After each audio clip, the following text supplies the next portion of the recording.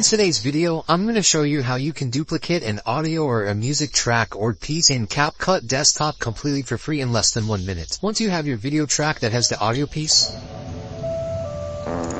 you want to right-click the video track on the timeline and click Extract Audio. But as you can see, we just have the video piece and the audio piece. In this case, you can do Ctrl-C and then Ctrl-V, and it duplicates the audio piece. If you want a more simplified version of this that is more versatile with video and audio, then click on your video track on the timeline. Right-click, Recover Audio. So now you have the audio and the video. And you also have the audio piece that it has been duplicated. Thanks for watching. If you found value, comment down below, drop this video a like, share the video and subscribe to the channel.